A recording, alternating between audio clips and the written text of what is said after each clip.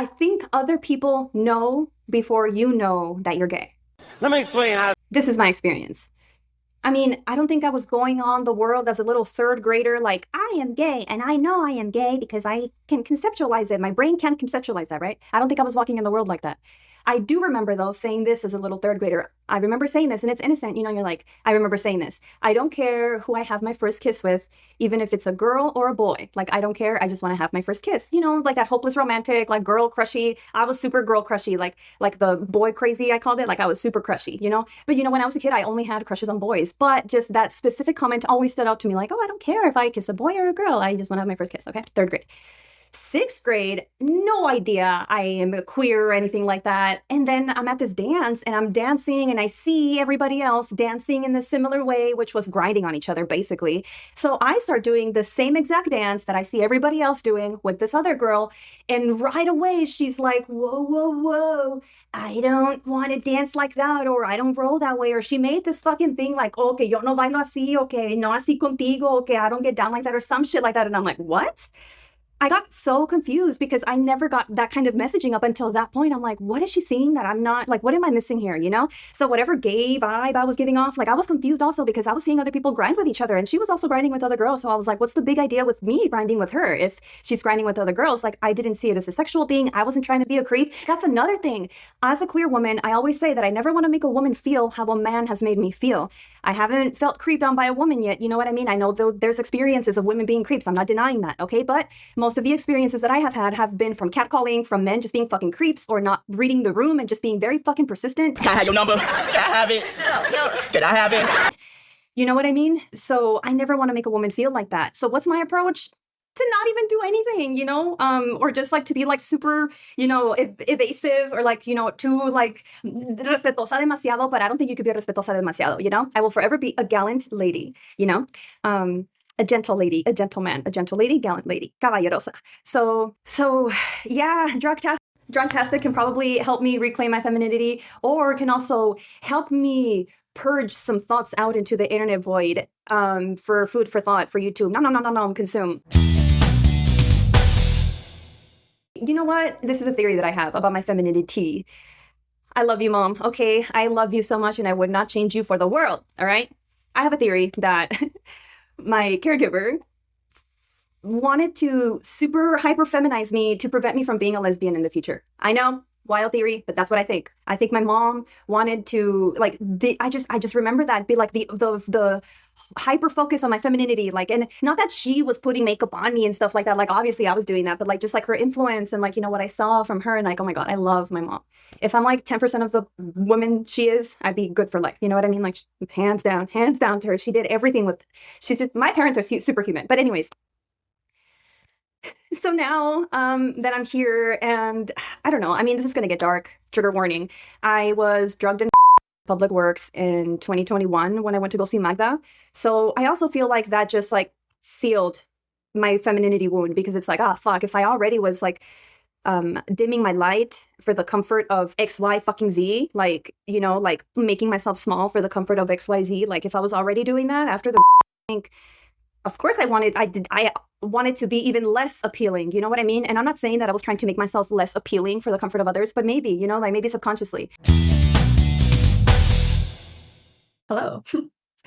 I have been thinking about gender and how in a lot of ways I am reclaiming my femininity, right? I think I have this wound around femininity. What do I mean by that?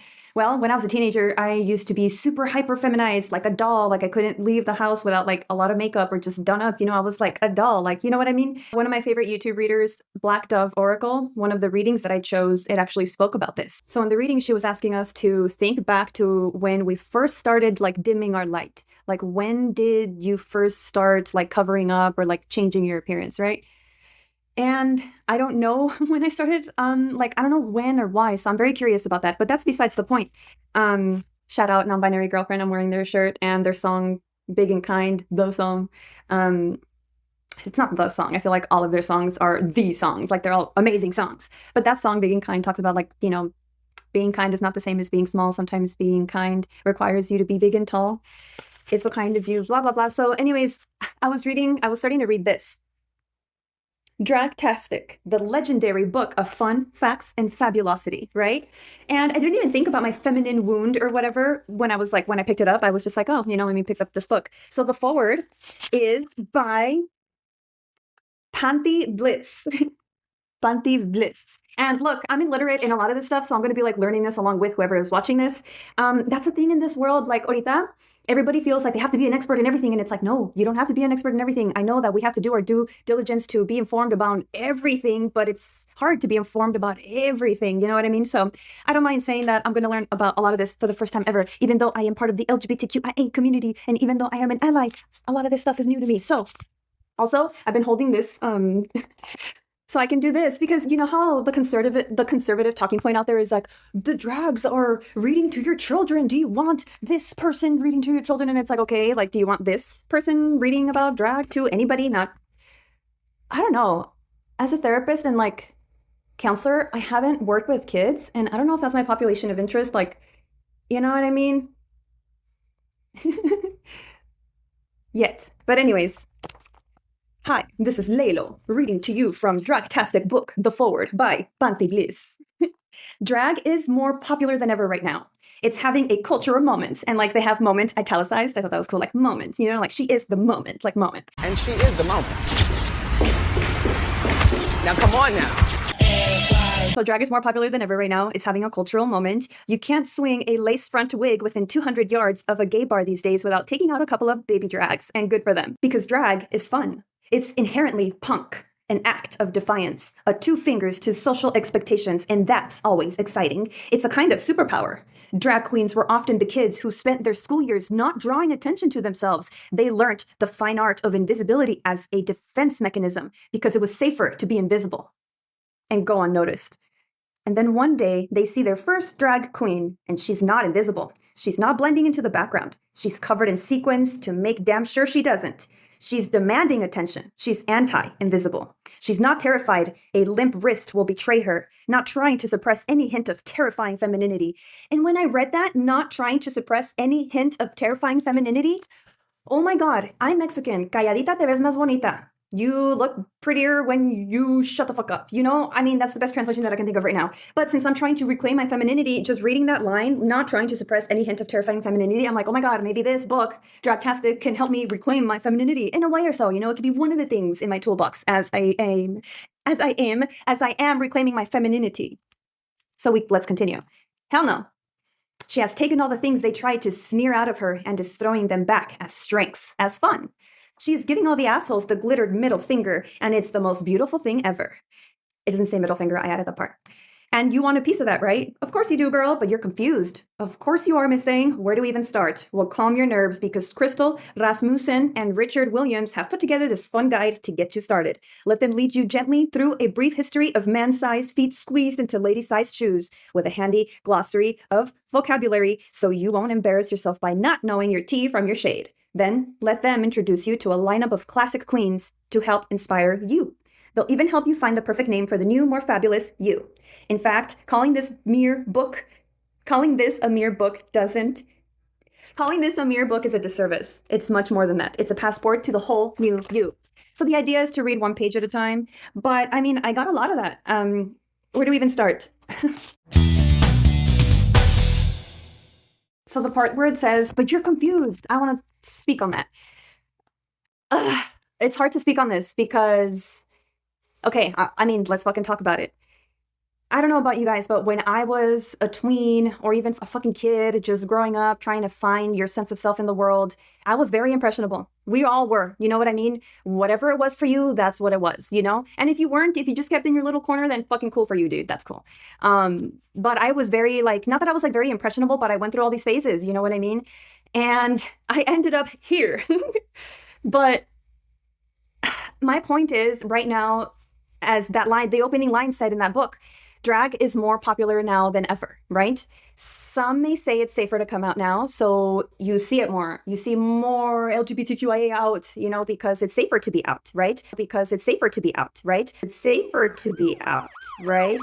Actor Johnathan Joss, best known as the voice of John Redcorn on King of the Hill, shot and killed by a neighbor in Texas. He was 59 years old. Are investigating whether the death of former King of the Hill and Parks and Rec star Johnathan Joss was a hate crime just days after saying there was no evidence to support that theory.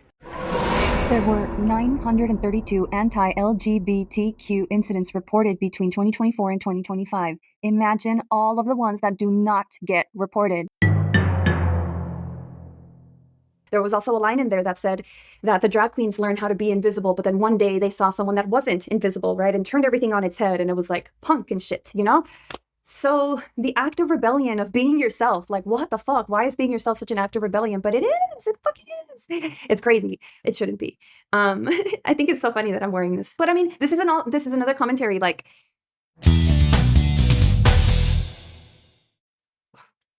what is so threatening about femininity?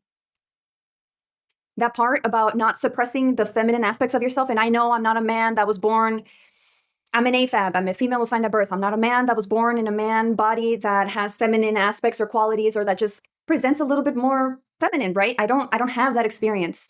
However, I am curious to know why it's so, you know what I mean? Like, and I know that a lot of the pictures that the conservative talking points use, it's like people that look super scary or, you know, whatever, you know, and it's like, well, do you want this person reading to your children? But it's like, if you take out that aspect, and if you just look at the part where it's like the hyper-feminization of it all, and it's like, would you be afraid if like someone maybe in man drag read drag history to your children? Would it be the same outrage, you know?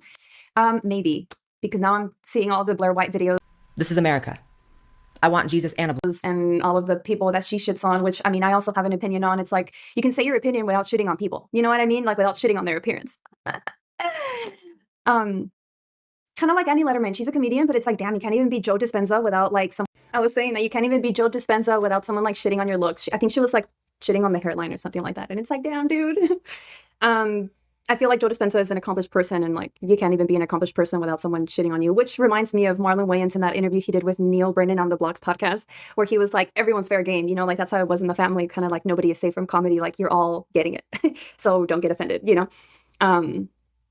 Anyways, I remember when one of my friends went to a summer vacation with me and my family, she was like, I'm not used to all the roasting. Because, you know, sometimes, I don't know if it's just a thing in my family, but sometimes like between me and my brothers, like we just like we bust our chops, you know, and like that's like I feel like that was our love language, you know, just busting each other's chops, you know. Oh my God, imagine they were like actually just being mean, and I'm here like, yeah, that's our love language. Just kidding. Of course it's our love language. Right, guys? Right? Comment below to confirm. No.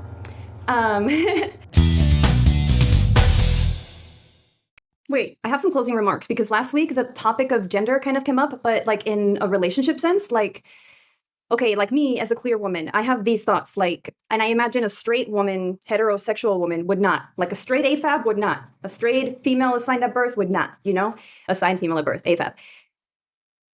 I know it's so easy for me to fall into the role of the woman in the house, cooking, cleaning, catering to her man, working, doing it all. And like, you know, I fell into that role so easily in relationships. So it's in me, and like, I admire that, you know? I mean, I saw that growing up, so like, I know it's in me and I admire it, so I know, you know what I mean? On the other hand, there's another inclination within me, and this is all in theory, right? Porque todavía no he tenido novia. Where I know, and this is interesting because, okay, with a man, I've tried non-monogamy and it has not worked out, right? So I wonder if I would be more open in non-monogamy with a woman, right? So this is what I mean by a heterosexual woman might not think about this. A heterosexual woman might not think of like how they would be in a gay relationship, right? Like, how would I be? You know, I think I remember Snowther Product think about that, like, or talk about that, like, a veces like the dumbass fucking competition, you know, like, oh, ¿quién va a ser la más bonita? Or like, who's the man in the relationship? You know, so like, I think about that, like, ¿quién sería yo? ¿Sería Lelo? Or sería Leila? You know, like, who, you know? So with the non-monogamy thing, I feel this inclination, not inclination, but I feel like I would be like Dom, toppy, you know, kind of like, that's my woman, you know what I mean? And like, you have to go through me to see if you can fuck with us, or I don't know, you know what I mean? Like, but I don't know, that's just like a dynamic in my brain, you know? And with a man, I would want to be that, you know, I would want, you know, my man to be like, you know, the master pet dynamic, you know, that's kink, where this is a kink 101 right now, but So I don't even think I articulated that how I wanted to articulate it, but I wanted to keep commenting on the concept of like feminine and masculine within one body. Right? And I'm not just saying because I have these tendencies that makes me they, them or something, you know what I mean? This is just my experience. Estos son mis relatos, you know? Tú eres el que estás aquí. Just click off si no quieres. No. Stay. Give me those views. Watch my ads. Look, this is for entertainment purposes, okay? This is your favorite thought-provoking alien, Leila Marie Palacios, the Violet Flame Outcast, your favorite parapsychologist in the making. Aliens, Balians, kings, queens, and all you in-betweens. Be exactly who you are. Be a good person. Don't do any harm. Have good ethical values and morals. Be virtuous. Y querer es poder. No sé. I think that's all I have to say for now. So I'll see you tomorrow. Pero bueno, ahí los dejo con esos relatos y ahí los veo la próxima con Leilo y Leila. Bye.